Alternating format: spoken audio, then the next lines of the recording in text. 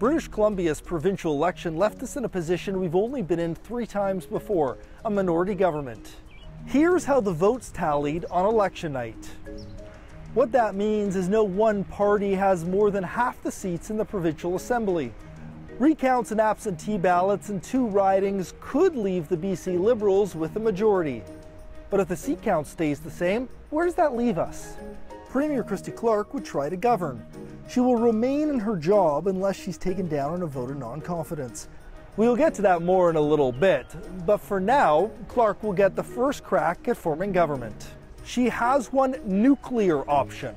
She could tell the Lieutenant Governor that she does not have the confidence of the legislature, meaning we could have another election or the NDP could be asked to form government.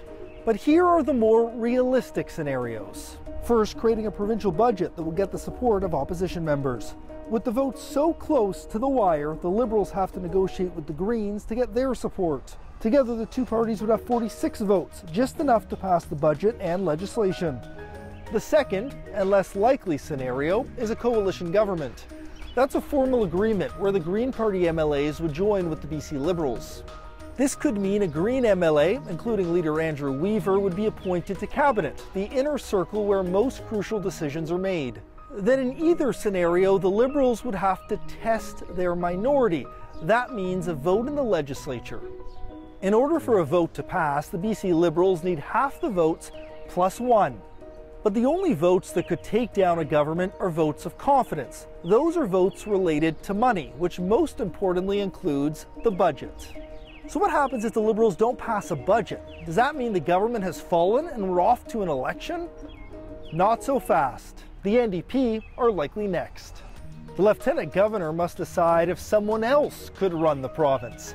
Judith Guichard would meet with NDP leader John Horgan and ask him if he has the support to pass a confidence vote.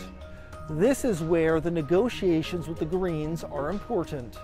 If the NDP believes the Greens would support them, then they could agree to test the votes.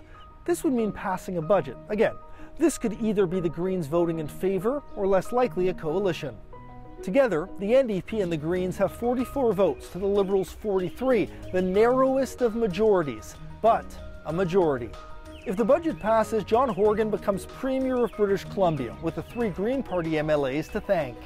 But if that fails, we're back to an election.